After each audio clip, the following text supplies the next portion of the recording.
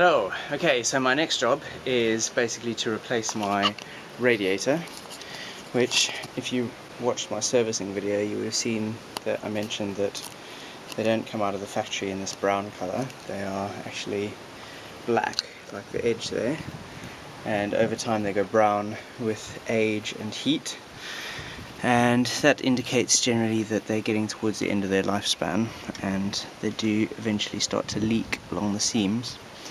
So in terms of being prepared for our road trip that we're going to be doing fairly shortly, I decided I'm going to replace the radiator now rather than get stuck on the side of the road somewhere. So the first job is to remove this plastic under tray, and then that will give us access to the radiator from the bottom. Car's up on axle stands, and that means I can work under it safely. Okay, so the coolant is pretty much drained. As you can see there, it's in the bucket. And what I'm going to do now is I'm going to start taking off all the hoses. There's a few of them. So I'm going to start with this top one here. I think the best way to do this is to get some vice grips on these holding things here. And you can easily lever them out. Okay, so the hoses are all off now. Well, actually not all of them, but I'm going to cheat a bit. These two back ones, which are the hoses which serve the heater inside the car, they look fine. They really don't look like they need changing at all. I mean, they're solid, they don't have any cracks or anything showing really. They look pretty much new still. So the reason I'm not going to bother is because they are just going to be a real pain in the arse to get out. As you can see, I mean, even this one, you can't get the vice grips on the bottom here because there's just not enough space to get them in. So that's the easy one. And the one on the back there, you can hardly even see where the union is, but it's basically in there, which there's literally very little to no access at all there, unless I take off loads of bits and pieces to get there, which I think, considering that they look pretty much brand new still, I'm just going to leave them for now. If they cause me trouble later down the line, then I will have to go in there and do them. So these are the main ones. This is the top one, which looks alright, but yeah, probably for the best that it's getting changed. These ones basically are one long unit that goes basically like that. That was the bit that was on the bottom of the radiator. That was easy enough to get off, and this goes into the engine. It's also not too difficult. The ends that go onto this bit though were an absolute nightmare to get off, but I did get them off eventually. Very dirty hands later. So next job will be to take out the radiator, and then put the new hoses on, put the new radiator in, fill it with new fluid. Right, so I've loosened up the top bolts, which are basically just down here on the sides. I had to release a couple of bolts at the bottom as well, which are holding onto the pipes for the air conditioning. But basically, the whole radiator just lifts out, which is pretty amazing. Gotta love the Japanese, eh? Okay, so the next job is to replace the thermostat, which is in here. I figure now's the best time to do it really, while I've got lots of space. So it should be pretty easy. All I've got to do is take off this electrical connector here, which is the temperature sensor, and then take off this top piece and replace the thermostat, which is inside, with that one. And I've got this new gasket as well to go on. One thing I do find a bit annoying about this car is the amount of different types of electrical connectors there are. They're all different. Here's one for the radiator fan. Okay, so that's one type of connector, that's fine. It's got 2 ports in there, no problem. This is the one for the aircon fan, completely different type of connector again, even though it's still only got 2 connectors. This is the one for the airflow meter. Again, all different. You know, I get that they do different things, but could you not at least like try and standardize them, you know? I mean, this is the one for the thermostat. Again, okay, this one's only got 1 wire, but nevertheless, it's different again. So it means that every time you get to an electrical connector, you have to spend about 15 minutes trying to figure out how it works. And they're not simple. I mean, this airflow one, for example, it took me about 20 minutes to figure out that the only way to get it to release is to get a screwdriver into this little groove here and push that little metal piece outwards on both sides, and when you do that, then it can pop off. But unless you do that, it just does not move. This one has a little clip on the side here that you have to kind of lift this, but also push in the tab on the other side, and then it comes out.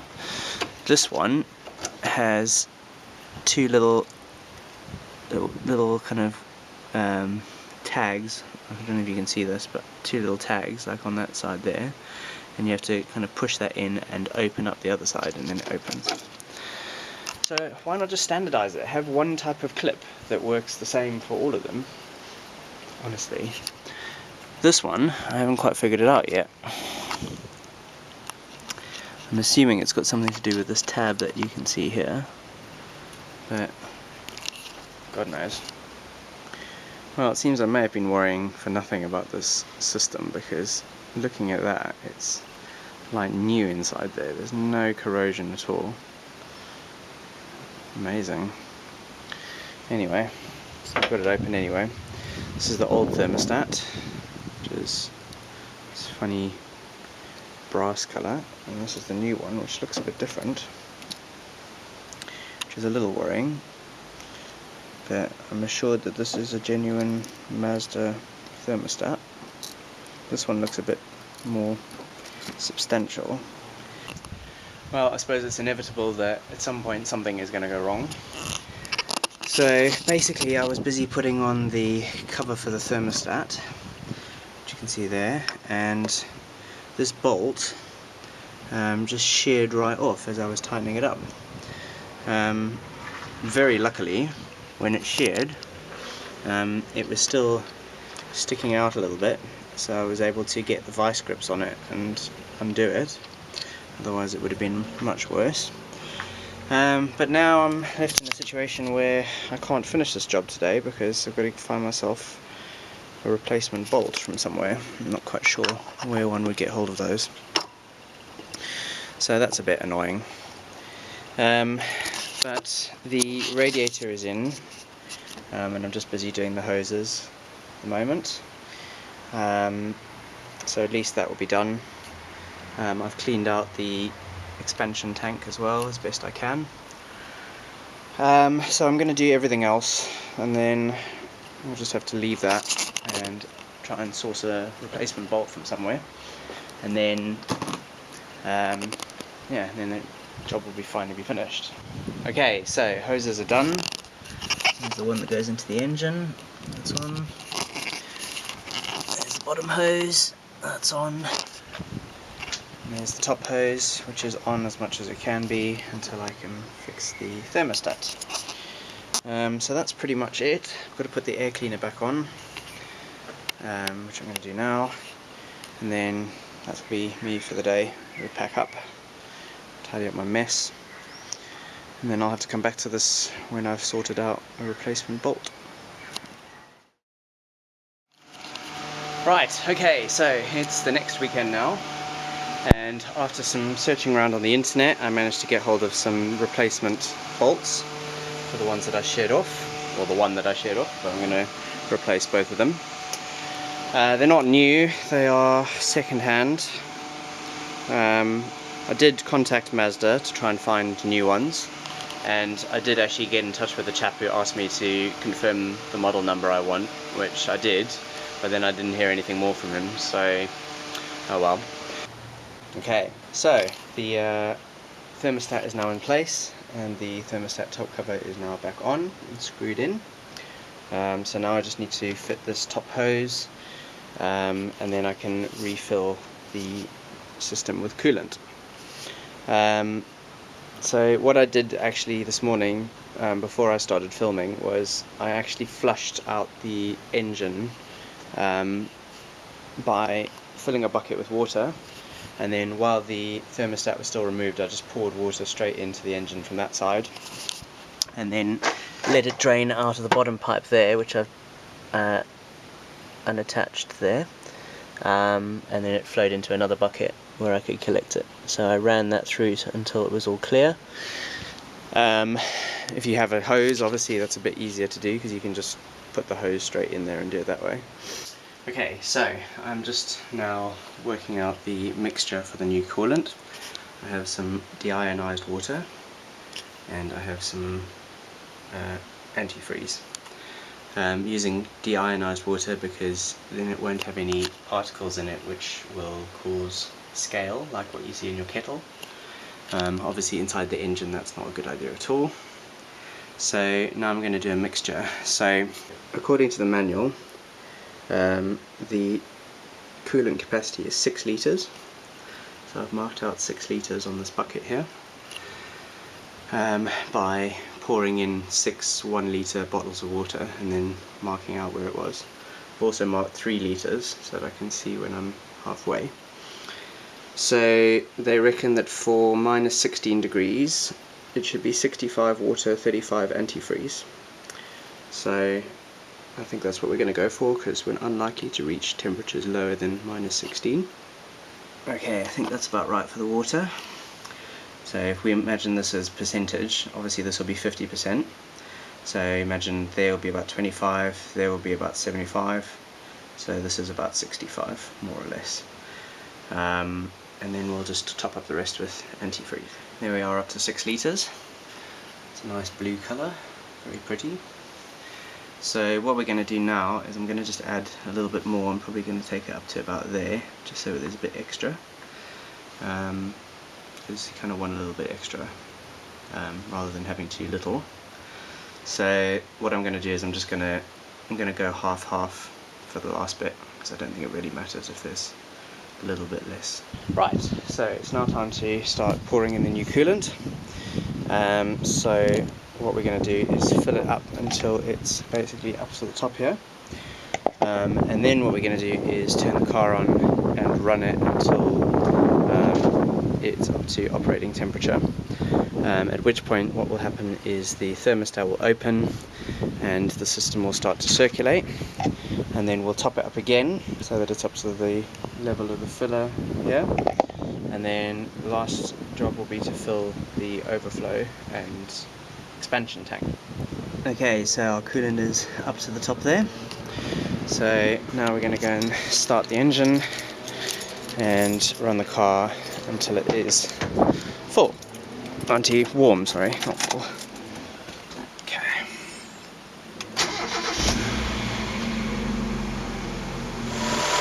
Okay, so top hose is now hot. There's been quite a lot of fluid bubbling through, but it seems to come in waves. It bubbles for a little bit, then it stops, then it bubbles for a little bit. I guess that's just how the thermostat works. So anyway, I'm going to switch the engine off now, and then we're going to top up the remainder and fill up the expansion tank, and then I'm going to take the car for a drive. And you can see there's a bit of liquid dribbling out, which is annoying. Anyway, so I'm just trying to get as much of the air out as I can. I think it's impossible to get it all out, but I think I've got most of it now. Okay, so what we'll do is we'll shut this up now. So, okay, and then we'll fill the expansion tank with the remainder of the fluid. Right, the system is all topped up now.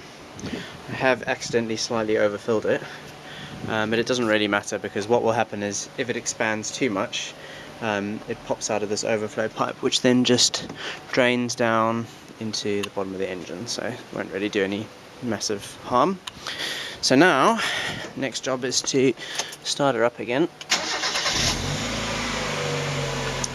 and let everything run for a little bit. So while I'm doing that, just point out that one thing I noticed about this new radiator is that there's a gap along here, which there wasn't with the old radiator, which I think was because the mounting points are slightly different.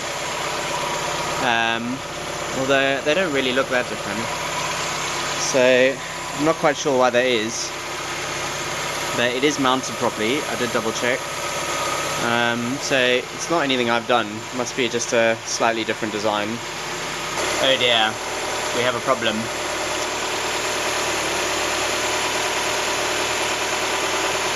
That's not good. I don't know why that's leaking, because it is on pretty solid. Seems to be the only one there is.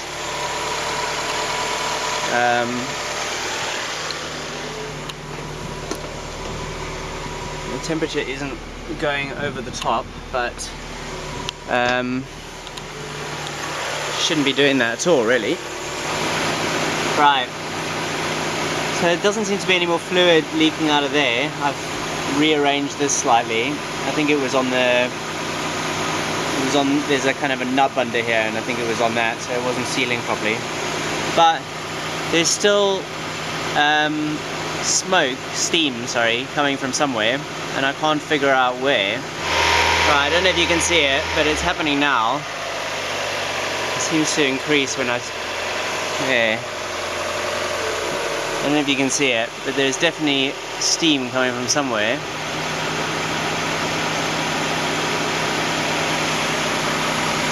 And I don't know whether it's just residual water that's on the radiator from where it was overflowing, or whether it's something else, but it's just strange that it only happens when I rev the engine up, which would increase the pressure in the cooling system. So I'm a bit worried about that, to be honest. Anyway, I think what I'm going to do is drop it down off the stands, take it for a spin, just around the local road so that it's not too far away in case something goes wrong, and just see what happens, and I guess hope that it clears itself up. I just put the car down on the jack and I forgot to take out the bucket and I squashed it. Oops. Never mind. I've got more. Anyway, I think it's still okay. It's just a bit misshapen. Sorry, bucket. Right, so just driving down the road currently. Watching the needle to see if it's gonna overheat. At the moment, it seems like it's alright. So we'll keep monitoring that. This is obviously the first time I've also driven it since I did the clutch slave and master cylinders, and it feels like the clutch is taking a bit high now, but maybe it's just because I was used to it taking too low before. I don't know. It doesn't seem to be slipping, so it's probably better that it takes a bit higher, because then it means that the clutch is fully depressed when I have my foot on the pedal. So it's probably better that way. I guess it's just going to take a bit of getting used to, I suppose. Right, so I've been driving around for a while now, and the temperature gauge has remained solidly in the same place for the whole time. So I think if it was going to overheat, it would do now.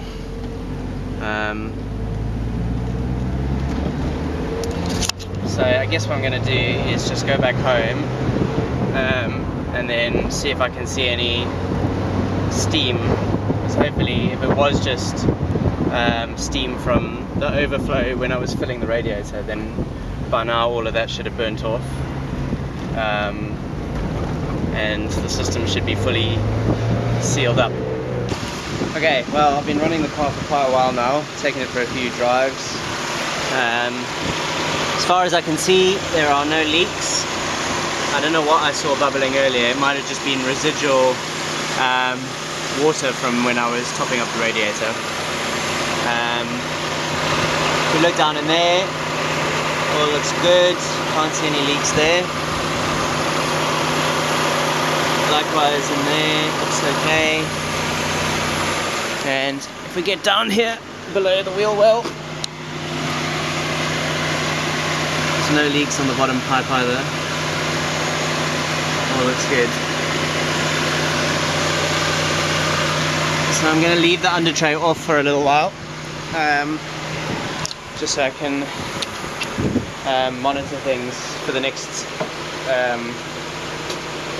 couple of weeks, and then once I'm satisfied that everything is good, then I will put the under tray back on, and that will be the end of it.